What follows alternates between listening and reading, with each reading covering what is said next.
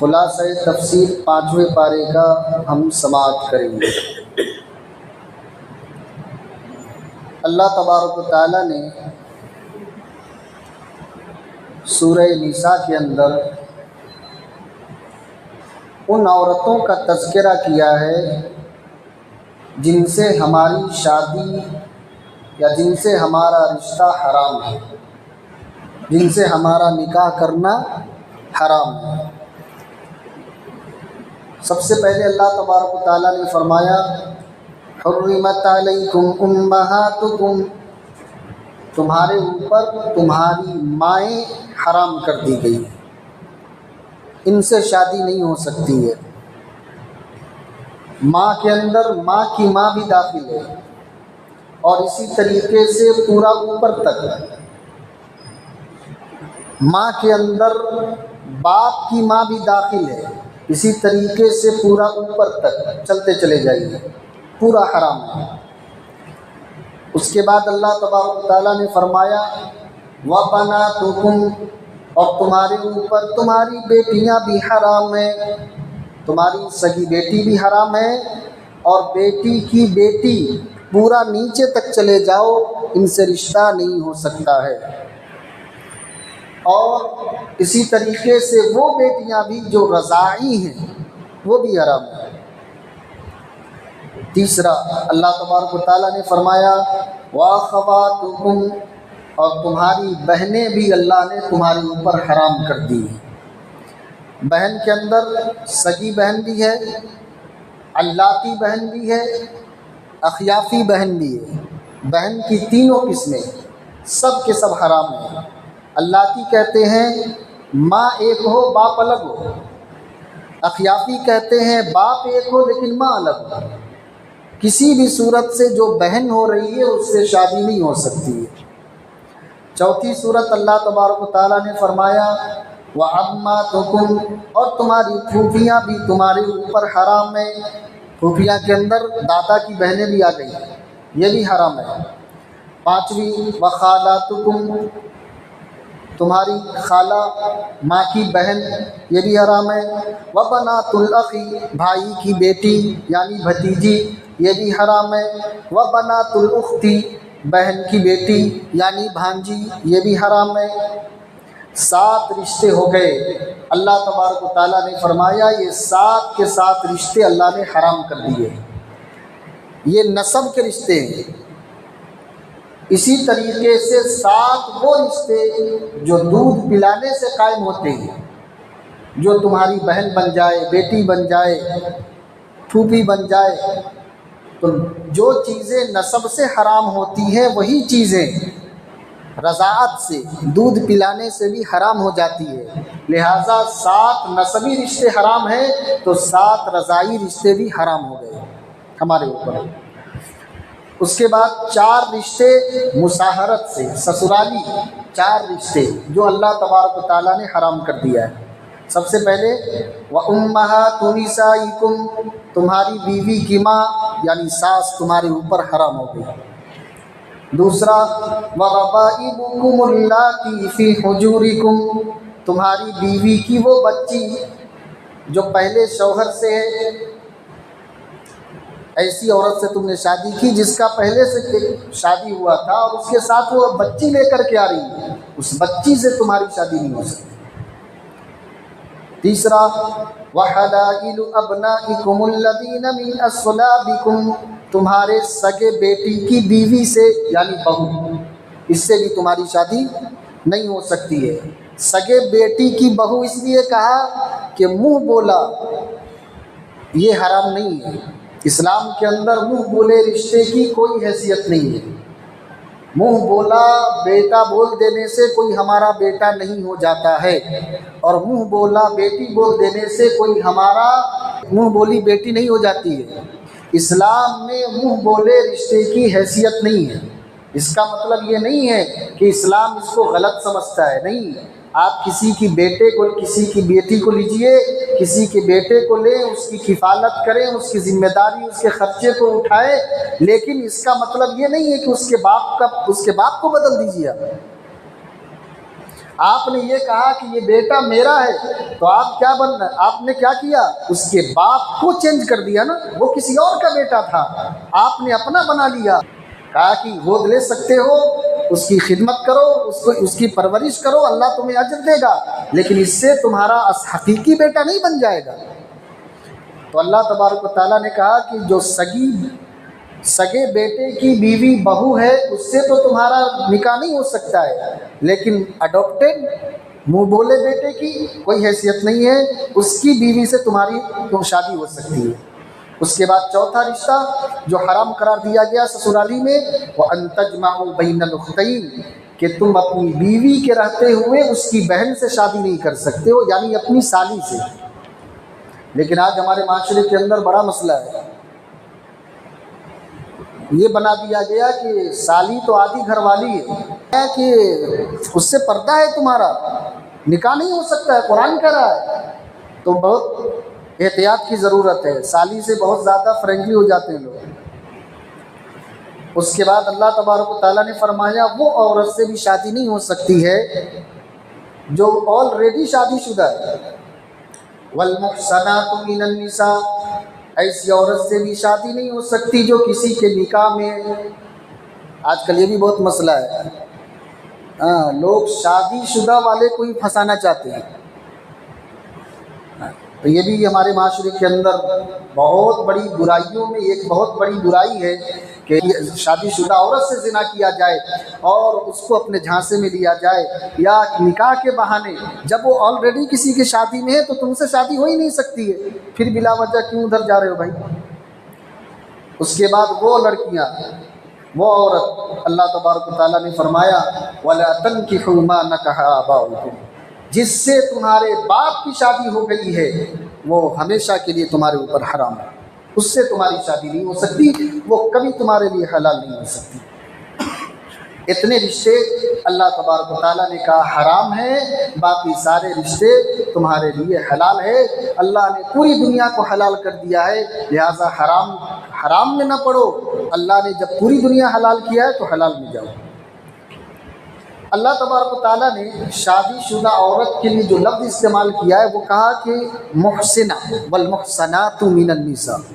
معلوم محسنہ کہتے ہیں قلعہ کو، قلعہ۔ معلوم ہوا کہ جس عورت کی شادی نہیں ہوئی ہے وہ غیر محفوظ ہے، کیونکہ قلعے کے اندر آ جانے پر انسان محفوظ ہو جاتا ہے۔ پہلے زمانے میں بادشاہ قلعہ بناتے تھے نا دشمن کے حملے سے بچنے کے لیے۔ اللہ نے کہا کہ جس بچے کی شادی کر دی جائے وہ شیطان کے جو ہے اس سے چال سے بہت حد تک محفوظ ہو جاتا ہے۔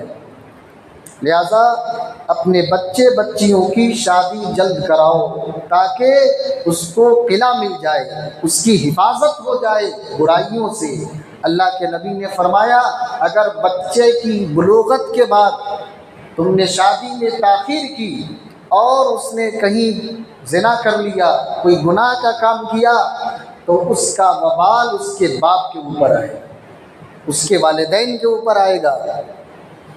جس طریقے سے ہم اپنے بچے کی کھانے کی پینے کی ضروریات، پہننے اوڑھنے کی ضروریات پورا کرتے ہیں، شادی بھی ایک ضرورت ہے۔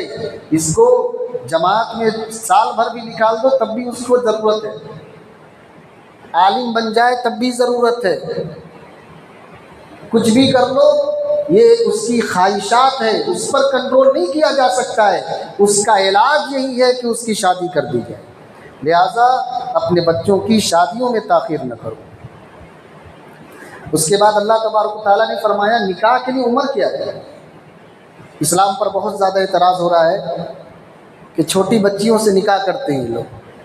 اللہ تبارک و تعالیٰ نے کہا کہ نکاح کی عمر وَابْتَلُوا الْيَتَامَىٰ حَتَّىٰ إِذَا بَلَغُوا النِّكَاحَ، بلوغت ہے۔ اسلام نے عمر متعین نہیں کیا، کہا کہ بالغ ہو گئی چاہے عمر کوئی بھی ہو، بالغ ہونے کے بعد اس کی شادی کر سکتے ہیں۔ آپ کو اختیار دیا گیا جتنا جلدی ہو شادی کر دے، لیکن عمر یہ ہے کہ وہ بالغ ہو جائے، کوئی عمر فکس نہیں ہے، بس علامت یہ ہے کہ بالغ ہو گئی تو اس کی شادی کر دی جائے۔ اسی طرح لڑکا بھی بالغ ہو گیا تو اس کی شادی کر دی جائے۔ نکاح میں کتنی چیزیں ضروری ہے؟ کہا کہ نکاح کے اندر پہلا ایجاب و قبول یہ ضروری ہے، دوسرا مہر یہ ضروری ہے، تیسرا دائمی شادی ہو، وقتی شادی نہ ہو کہ چند دن کے واسطے شادی کر لیا۔ شادی کا مطلب ہے کہ وہ ہمیشہ کے لیے آپ کی بیوی بن گئی۔ 1 مہینہ 2 مہینہ سال 2 سال کے لیے شادی، یہ شادی مانی نہیں جاتی ہے۔ اگر کسی نے ایسی شادی کی بھی تو اس کی بیوی ہمیشہ کے لیے مانی جائے گی۔ اس سے متعہ کا رد ہو گیا۔ اور اسی طریقے سے اللہ تبارک و تعالیٰ نے حلالہ کا بھی رد کر دیا کہ حلالے میں وقتی طور پر نکاح کرتے جو حرام ہے۔ چوتھا 2 عاقل اور بالغ کی گواہی ضروری ہے۔ 5واں ولی کی اجازت ضروری ہے۔ شادی کے بیان میں اللہ تبارک و تعالیٰ نے ایک آیت بیان کی، خلق الانسان ضعیفا، انسان بہت ہی کمزور پیدا کیا گیا۔ بات شادی کی چل رہی ہے اور اللہ تبارک و تعالیٰ کہہ رہے ہیں کہ انسان کمزور پیدا کیا گیا ہے۔ کیا مطلب؟ شادی کے بیان میں انسان کمزور پیدا کیا گیا کہنے کا کیا مطلب ہے؟ اللہ تبارک و تعالیٰ یہ بتانا چاہ رہے ہیں کہ انسان کتنا ہی دیندار کیوں نہ ہو جائے لیکن عورتوں کے معاملے میں وہ بہت کمزور ہے۔ عورت کے معاملے میں بہت کمزور ہے، جلدی پھسل جاتا ہے۔ اس سے بڑی کیا کمزوری ہو سکتی ہے کہ انسان ایک عورت کو دیکھتا رہتا ہے، اس کو گھورتا رہتا ہے، جبکہ اس کو معلوم ہے کہ ملنے والی نہیں ہے۔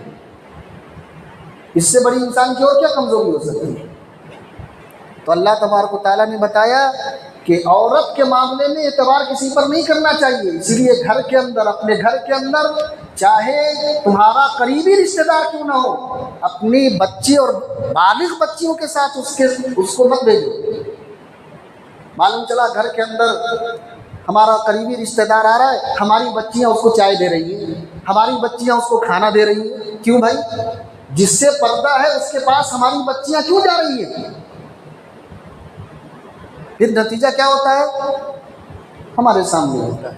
لہٰذا احتیاط کرنا چاہیے کہ اس معاملے میں کوئی بہت بڑا بھی حضرت ہو، اس پر بھی کوئی اعتبار نہیں ہے، کیونکہ شیطان اور نفس کے اوپر کسی کو اعتماد نہیں ہے۔ حدیث کے اندر آیا ہے کہ جو شخص اپنے نفس کے اوپر اعتماد کرتا ہے وہ جھوٹا ہے، وہ جھوٹا شخص ہے۔ اور آج کے حالات کے اندر، آج کے دور کے اندر اللہ اکبر، باپ کی نظر بچی کے اوپر گندی ہے تو عام ماحول کا ہم کیا بتا سکتے ہیں بھائی؟ بھائی کی نظر بہن کے اوپر ہے۔ ایسے لاکھوں کیسز آپ کو مل جائیں گے، سوشل میڈیا پر ہیں تو آپ کو معلوم ہوگا۔ لہٰذا اپنے گھر کی، اپنی اولاد کی بہت حفاظت کی ضرورت ہے آج کی اس پرفتن دور کے اندر۔ اس کے بعد اللہ تبارک و تعالیٰ نے شادی ہی کے بیان میں ایک اور آیت بیان فرمایا، وَلَا تَقْتُلُوا أَنفُسَكُمْ، اپنے آپ کو ہلاک نہ کرو، خودکشی نہ کرو۔ کہ شادی کے بیان میں خودکشی کا کیا تعلق ہے؟ مفسرین نے لکھا ہے کہ کبھی ایسا ہوتا ہے کہ لڑکی اتنا ٹینشن دیتی ہے شوہر کو کہ شوہر خودکشی کر لیتا ہے۔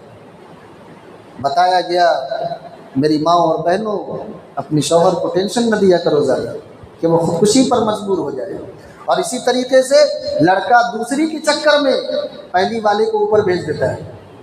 کہا کہ اس کو بھی تنبیہ کی گئی کہ تم دونوں حد کے اندر رہو، خودکشی نہ کرو، ایک دوسرے کو قتل نہ کرو۔ اس کے بعد اللہ تبارک و تعالیٰ نے فوراً یہ آیت بیان کی، ان تجتنبوا کبائر ما تنہون عنہ نکفر عنکم سیئاتکم، اگر تم بڑے بڑے گناہ سے بچو گے اللہ تعالیٰ اس گناہ کے بچنے کی وجہ سے تمہارے چھوٹے گناہ کو معاف کر دیں گے۔ اللہ، تم بڑے گناہ سے بچنے کا ارادہ کرو، اللہ تمہارے چھوٹے گناہ ایسے ہی معاف کر دیں گے۔ کتنی بڑی بات ہے۔ ہم گناہوں سے بچنے کو نیکی سمجھتے ہی نہیں، گناہوں سے بچنا کتنی بڑی نیکی ہے۔ اللہ تعالیٰ بڑے گناہ سے بچنے کی برکت سے چھوٹے گناہ ایسے ہی معاف کر دیتا ہے۔ اس کے بعد اللہ نے کہا عورت کی 2 قسمیں ہیں، ایک فرما بردار ہے، ایک نافرمان ہے۔ فرما بردار ہے تو اس کی کیا صفت ہے؟ کہا فالصالحات، نیکی کے کام میں آگے ہوگی، نیک ہوگی۔ دوسرا قانتات، شوہر کی فرما بردار ہوگی، حافظات للغیب بما حفظ اللہ، عزت و آبرو کی حفاظت کرنے والی ہوگی۔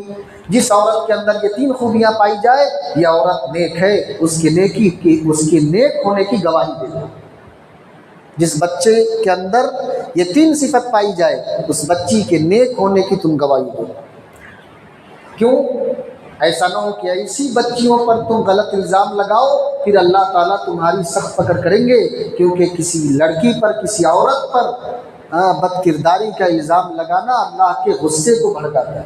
لہٰذا نیک اور پاک باز عورت پر تہمت لگانے سے بچو۔ یہ تو نیک عورت ہے۔ نافرمان عورت کا نافرمان عورت وہ ہے جو نشوز کا کام کرتی ہے، یعنی شوہر کی ضروریات کا خیال نہیں رکھتی۔ اس کو نشوز سے تعبیر کیا گیا ہے۔ کہا ایسی عورت کے ساتھ کیا کرو؟ فَعِظُوهُنَّ، اس کو سمجھاؤ، اس کو نصیحت کرو۔ کہا نہیں مانے تو دوسرا اسٹیپ لو، وَاهْجُرُوهُنَّ فِي الْمَضَاجِعِ، اپنا بستر الگ کر لو اس سے، گھر کے اندر ہی۔ ایسا نہیں ہے کہ گھر کے باہر نکال دو، نہیں، اپنا صرف بستر الگ کر لو، گھر کی بات گھر میں رکھو، باہر نہ لاؤ۔ تیسرا، اور اگر اس سے بھی وہ کام نہ بنے وَاضْرِبُوهُنَّ، تو پھر اس کی ذرا پٹائی بھی کرو۔ جی اب اس پر بہت زیادہ سوشل میڈیا کے اندر اعتراض کیا گیا، اسلام میں تو عورت کو مارنے کا حکم ہے۔ کہا کہ اگر سربراہ جو ہے، وزیر اعظم ہے ملک کا، اگر اس کو مجرم کے سزا دینے کا اختیار نہ دیا جائے تو پھر ملک کو کنٹرول کیسے کیا جائے گا؟ اعتراض صرف اسلام پر ہی کرتے ہیں۔ ہندوستان میں آرمی کس لیے ہے بھائی؟ گلاب جامن کھانے کے لیے؟ کائے کے واسطے ہے؟ مارنے کے واسطے ہے نا، لڑائی کرنے کے واسطے ہے نا۔ کیوں ہے؟ تاکہ رول ریگولیشن مینٹین رہے۔ پولیس کا محکمہ کیوں ہے؟ تاکہ جرائم پر پابندی کیا جائے۔ گلاب جامن اور بریانی کھانے کے واسطے تو یہ محکمے نہیں بنے۔ تو اسی طریقے سے گھر کا جو ذمہ دار ہے، پولیس ہے، آرمی، وہ مرد ہے۔ اگر اس کو اتھارٹی نہیں دی جائے گی، پاور نہیں دیا جائے گا تو پھر گھر کا معاملہ کیسے چلے گا؟ ہاں، لیکن یہ مطلب نہیں ہے کہ جانوروں کے جیسے پٹائی کرو، یہ بھی مطلب نہیں ہے۔ اس کا بھی غلط استعمال، مس یوز کرتے ہیں، غلط استعمال کرتے ہیں۔ بلکہ اللہ تبارک و تعالیٰ نے، مفسرین نے بلکہ فرمایا ہے کہ ایسا مار مارو کہ اس کو غلطی کا احساس ہو، ایسا نہ مارو کہ اس کو تکلیف کا احساس ہو، یہ مار مارو۔ اس کے بعد جلدی آگے اس کے بعد اللہ نے کہا اگر اس سے بھی کام نہ بنے تو پھر کہا کہ فَبْعَثُوا حَكَمًا مِّنْ أَهْلِهِ وَحَكَمًا مِّنْ أَهْلِهَا، بیوی کی طرف سے، لڑکی کی طرف سے ایک آدمی، اس کے گھر والے ہو، لڑکے کی طرف سے اس کے گھر والے ہو، ایک آدمی دونوں طرف سے بیٹھ کر کے معاملے کو حل کرنے کی کوشش کرے۔ ہم اور آپ کیا کرتے ہیں؟ گھر کا آدمی نہیں ہوتا ہے، باہر کے آدمی کو بلاتے ہیں۔ باہر کے آدمی کو کیا معلوم کہ میاں بیوی میں کیا چل رہا ہے؟ لڑکا لڑکی کی صحیح کیا مسئلہ ہے وہ گھر کا آدمی جانتا ہے، رشتہ دار جانتا ہے، باہر کے آدمی کو کیا معلوم ہے؟ لیکن ہمارے معاشرے کے اندر رشتہ داروں کو ایسے معاملے میں انوالو نہیں کرتے، باہر کے لوگوں کو لاتے کہ وہ فیصلہ کرے۔ وہ کیا فیصلہ کرے گا؟ اللہ تبارک و تعالیٰ فرماتے ہیں گھر کے ذمہ دار میں سے کسی ایک کو لے لو، لڑکی کی طرف سے ایک کو لے لو، لڑکے کی طرف سے۔ اللہ نے کہا اگر ان یرید اصلاح یوفق اللہ بینہما، اگر میاں بیوی اصلاح چاہتے ہیں، دونوں مل جل کر رہنا چاہتے ہیں، تو اللہ تعالیٰ ان دونوں کے دلوں میں محبت پیدا کر دے گا، معاملے کو سلجھا دے گا، موافقت پیدا کرا دے گا۔ اور اگر نہیں ہوتا ہے تو پھر جدائی کر دو، پھر طلاق ہے۔ اس کے بعد اللہ تبارک و تعالیٰ نے تیمم کا طریقہ بیان کیا کہ اگر پانی نہ ملے تو انسان کیا کرے؟ تیمم کر لے بھائی. فلم تجدوا ماء فتیمموا صعیدا طیبا. اللہ تعالیٰ نے پوری مٹی کو ہمارے لیے پاک بنا دیا. یہ ہمیں پاک بھی ہے اور ہمارے لیے ہم کو پاک بھی کرتی ہے. وہ خود پاک ہے کہ ہم وہاں نماز پڑھ سکتے ہیں. اور اللہ تبارک و تعالیٰ نے اس امت پر یہ بھی احسان فرمایا کہ وہ مٹی ہمیں پاک بھی کرتی ہے، یعنی وضو غسل سے ہمیں پاک کرتی ہے اگر پانی نہ ہو تو. کیا طریقہ کیا ہے؟ سب سے پہلے نیت کرنا ہے. نہانے کی حاجت ہے تو نہانے کی نیت کرنا ہے. وضو کی حاجت ہے تو وضو کی نیت کرنا. پہلا کام نیت کرنا ہے. پھر پاک مٹی پر دونوں ہاتھ کو ایسے ماریں گے. اس کے بعد ہاتھ جھاڑ لیں گے تاکہ مٹی زیادہ نہ لگی ہو، ورنہ جب چہرے پر ملو گے تو بھوت نظر آؤ گا، ہے نہیں. ذرا جھاڑ لو مٹی کو اور اس کے بعد چہرے پر ملنا ہے. پھر ہاتھ کو مٹی پر مارو اور دونوں ہاتھ کو کہنیوں تک مل لینا ہے. ہو گئی. یہی طریقہ وضو کا بھی ہے، یہی طریقہ مٹی سے غسل کا بھی ہے، اور آپ پاک ہو گئے. اس کے بعد اللہ تبارک و تعالیٰ نے کہا کہ اگر عمل کے اندر دو چیز نہیں ہے تو وہ عمل قابل قبول نہیں ہے. عمل کے اندر کوئی بھی کام ہو اس میں دو چیز ہونا چاہیے، تب جا کر کے وہ قابل قبول ہوگا. پہلا کام وہ عمل اللہ کے لیے. اللہ کے لیے جب تک کوئی کام نہ کیا جائے اللہ کو راضی کرنے کے لیے، وہ عمل قابل قبول نہیں. دوسرا، عمل تو اللہ کے لیے کر رہا ہے لیکن طریقہ رسول اللہ کا نہیں ہے، طریقہ آقا کا نہیں ہے، تو یہ عمل بھی اللہ کے نزدیک قبول نہیں ہے. عمل کے لیے دو شرطیں ہیں، ایک اللہ کو راضی کرنے کے لیے ہو اور دوسرا رسول اللہ کے طریقے پر ہو. وہ عمل اللہ کے نزدیک قابل قبول ہے. اس کے بعد آخری آیت اللہ نے فرمایا ما یفعل اللہ بعذابکم ان شکرتم وآمنتم. اللہ کو کیا ہوا ہے کہ اللہ تم کو عذاب دے اگر تم شکر کرو اور اس پر ایمان لاؤ. اللہ تعالیٰ کہہ رہے ہیں، بندوں سے پوچھ رہے ہیں، ہم سے اور آپ سے پوچھ رہے ہیں، اللہ کو عذاب دینے میں مزہ نہیں آتا ہے؟ اللہ کو کیا پڑی ہے کہ اللہ تمہیں عذاب دے بھائی؟ لیکن مسئلہ یہ ہے کہ تم شکر نہیں کرتے اللہ کی، تم اللہ پر ایمان نہیں لاتے، لہٰذا اللہ تبارک و تعالیٰ تمہیں عذاب دیتا ہے. اب دیکھیے اللہ تعالیٰ ایسے بھی کہہ سکتے تھے نا، تم شکر کرو گے تو اللہ تم کو عذاب نہیں دیں گے. لیکن اللہ نے یہ کیوں سوالیہ انداز میں کیوں کہا کہ اللہ کو کیا ہو گیا ہے کہ اللہ تمہیں عذاب دے گا؟ اس کے بارے میں مفسرین کے فرماتے ہیں کہ اللہ کی اصل صفت رحمت ہے. اللہ کی اصل صفت کیا ہے؟ رحمت ہے.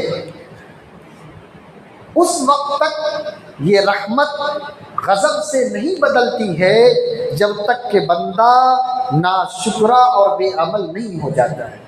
جب ہم ناشکری کرتے ہیں اور اللہ تبارک و تعالیٰ کے منع کردہ کاموں کو کرتے ہیں، پھر اللہ کی صفت غضب جو ہے بھڑک جاتی ہے اور اللہ تبارک و تعالیٰ کا غضب جو ہے ہمارے اوپر ٹوٹ پڑتا ہے. لہٰذا اگر اللہ کے عذاب سے بچنا ہے تو دو چیزیں، شکر گزاری کرو اور اللہ پر کامل یقین رکھو. اللہ رب العالمین سے دعا فرمائیں اللہ تعالی ہمیں اور آپ کو کہنے سننے سے زیادہ عمل کی توفیق عطا فرمائیں. اللہ رب العالمین ہماری نسلوں میں دین کو زندہ فرمائیں. اللہ تعالی ہم سب کو اخلاص کے ساتھ عمل کی توفیق عطا فرمائیں.